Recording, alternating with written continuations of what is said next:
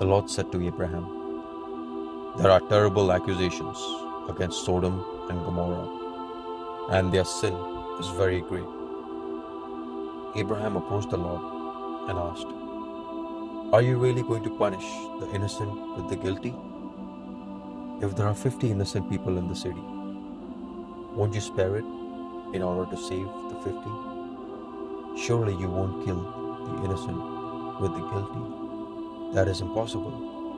The judge of all the earth has to act justly." The Lord answered, "If I find 50 innocent people in Sodom, I will spare the whole city for their sake." Abraham spoke again, "Please forgive my boldness in continuing to speak with you, Lord. Perhaps there will be only 30.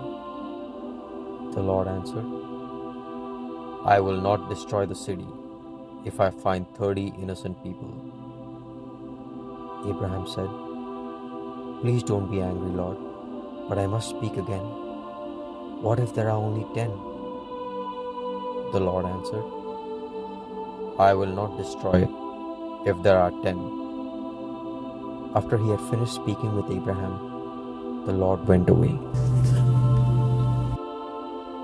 Then two angels came to Sodom that evening. Lot was sitting at the gate. As soon as he saw them, he got up and went to meet them. He welcomed them and urged them to stay in his house. Lot had prepared a fine meal for his guests. When it was ready, they ate it. The two men said to Lot, "If you have anyone else, other sons, daughters, sons-in-laws, or any other relatives living in the city, get them out of here, because we are going to destroy this place." The Lord had heard the terrible accusations against these people and has sent us to destroy Sodom. Then Lot went to the men that his daughters were going to marry, and he said, "Hurry up and get out of here. The Lord is going to destroy this place." But they thought he was joking.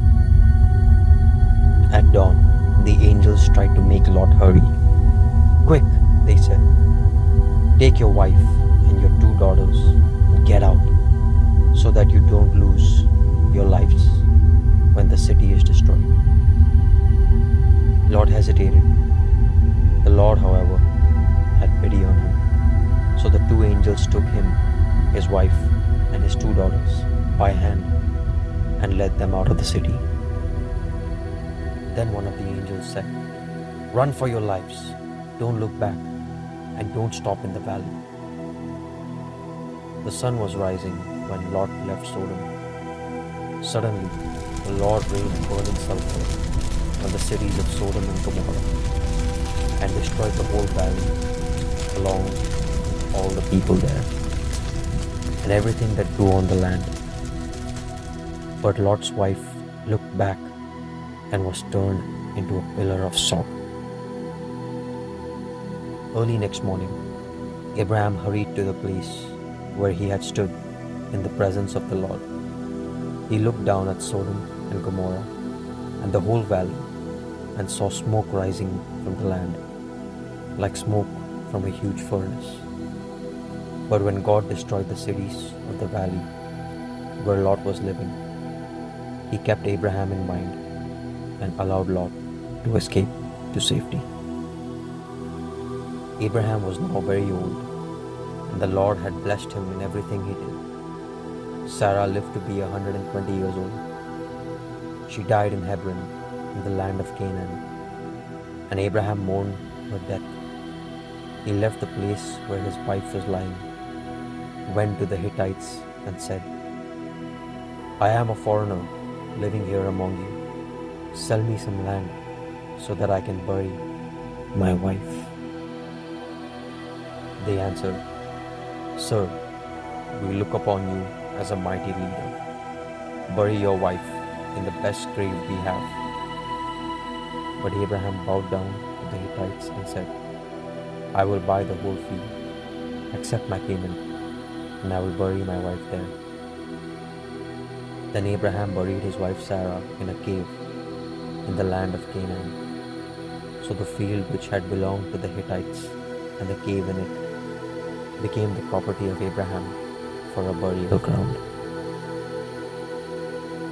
Abraham said to his oldest servant, who was in charge of all that he had, I want you to make a vow in the name of the Lord, the God of heaven and earth, that you will not choose a wife for my son from the people here in the land of Canaan. You must go back to the country where I was born and get a wife for my son Isaac from among my relatives.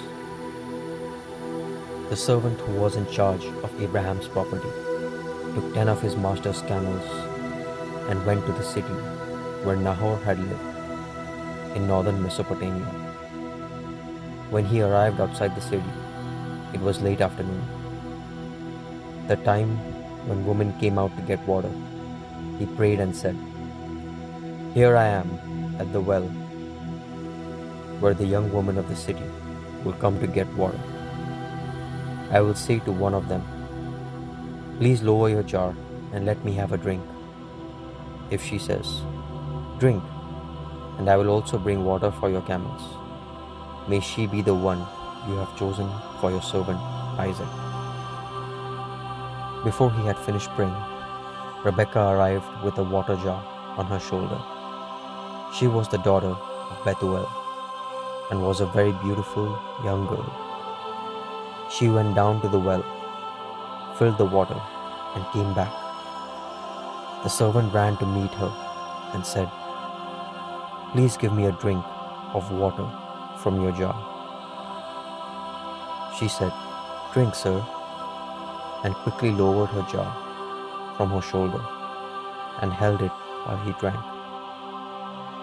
When he had finished, she said, I will also bring water for your camels and let them have all they want.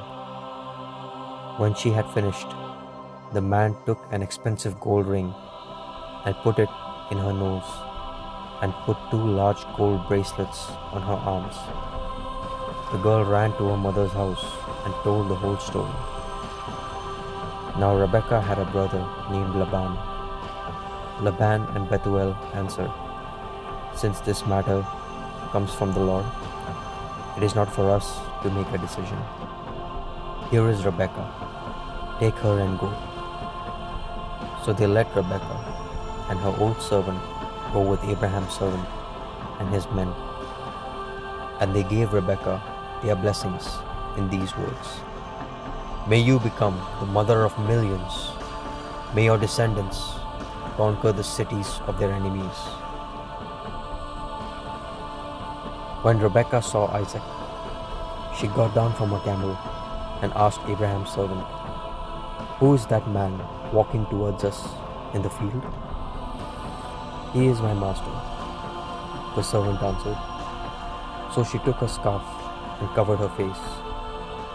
Isaac loved Rebekah, and so he was comforted for the loss of his mother.